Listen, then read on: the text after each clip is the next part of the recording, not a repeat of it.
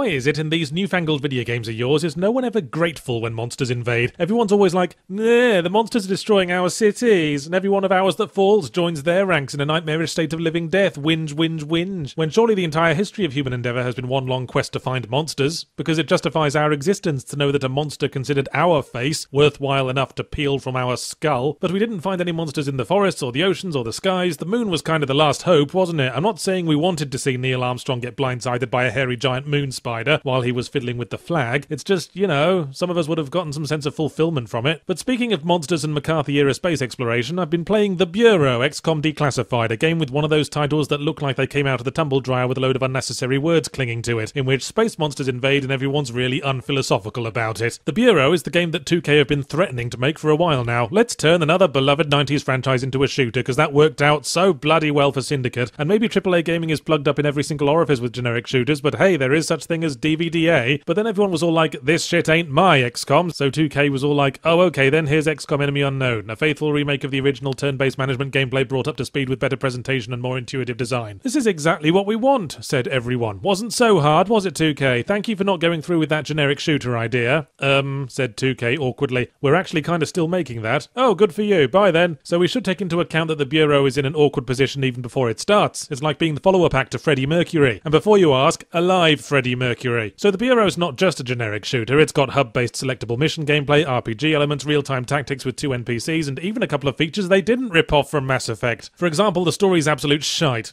You are William Carter, a grizzled ex-CIA man haunted by his entire family having been wiped out by a rampaging plot device, so he's a loose cannon with a drinking problem who doesn't play by the rules but gets results. Basically a man who wears cliches for trousers, and a little sporty trilby-shaped cliche for a hat. Aliens invade, like they do, and Carter becomes part of a secret counter-invasion unit based out of a military bunker in New Mexico, run by a tough but fair, no-nonsense boss man and an independent woman trying to make her way in a man's world. And a German scientist named Heinrich, because of course he fucking is. And you'll get to know all these shit characters through Mass Effect-style dialogue trees with the usual stock, still, creepy fixed eye contact during which Carter constantly makes weird fist-pumping gestures, like he's trying to imply that his conversation partner is a tosser. Of course, in Mass Effect, most of the characters you talk to while you mooch around the hub area pretending to work are party members with interesting backstories, whereas your party members in this are short-haired white dude A and short-haired white dude B. Well, in fairness, Bureau does have party member permadeath, so probably best not to characterize them, because otherwise their deaths would have some kind of impact, and we might momentarily feel an emotion. You know, characters in shooters these days are basically the same as archaeologists. Their natural state in life is crouching next to a ruined bit of wall, and they spend an awful lot of time around dead people. William Carter is a committed archaeologist in the field, but in between archaeology sessions there are always weirdly long linear paths to the next dig site, and because the mission gameplay has nothing to offer besides combat, these moments have all the appeal of navigating an IKEA showroom you have zero interest in buying anything from, because you're trying to find the sodding restaurant. The artists can pour their effort into making lovely skyboxes and set pieces for these little guided tours, but I barely glanced at any of it, because again it's like Mass Effect, unless the room is inexplicably networked with chest-high walls, like some kind of intermediate-level dog labyrinth, then you know for a fact that fuck all is going to happen, so why bother hanging around? Although a good game might use downtime to get us engaged in the story a bit, but the Bureau story is, as we have established, shite, and it just becomes tedious. Kinda inconsistent, too. There's this big baddie guy you have to go after, but before the mission everyone was nagging me to bring him in alive for questioning, so I assumed there'd be a choice involved, but then the main characters pop a cap in he ass in the mission's concluding cutscene, and nobody seems to care. Was there some kind of poorly handled romance between the story writers and they became too embarrassed to talk to each other? But anyway, the combat itself seems a tiny bit neurotic about being able to credibly call itself an XCOM game. So after you've parked your spotty arse in cover, you have to instruct your 2 friends to move to cover positions as well, because otherwise they seem a little unclear on the concept of self-preservation. They'd yell, "Grenade!" and then get confused and sit on it like they were hoping to hatch a baby goose. I hate this notion that a mixture of turn-based and real-time gameplay will somehow end up being the best of both worlds, because in practice it just turns into a mess. It's like trying to order dinner while the chef is firing jacket potatoes at your mouth with a tennis ball cannon. And in keeping with the "this is XCOM no really" attitude, you have a team of around 10 or 12 agents at your command of varying classes and specializations, but they're kind of redundant when you can only take 2 of the fuckers on missions at a time. You can send them off on non-playable missions, Assassin's Creed style, and level them up that way, but that just leaves you with a squadron full of people way too overqualified to be doing fuck all. The combat's always the same, and there's no way of knowing what classes would be suitable for the challenges, so you might as well just stick to the same 2 guys, keep the rest for replacements. But 10 substitutes for 2 guys? How shit at this game do you think I am? I suppose I should have been angry when I got as far as the final mission when my save file corrupted and I couldn't go on, but frankly it was my most positive moment with the experience. Why were you playing this, I asked myself, 'cause it's me job.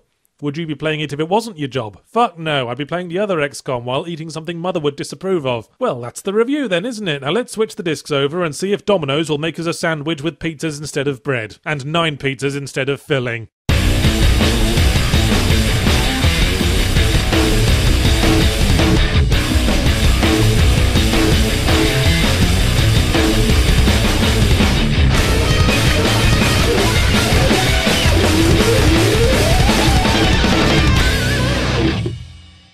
Hey, it's Escapist Expo time again soon, October 4th to 6th in Durham, North Carolina, just like last time. You'd almost think it's a regular thing now. Just letting you know I'm going to be there again because it was a lot of fun last time and I'm looking forward to seeing open quotes all of open quotes you, open quotes again.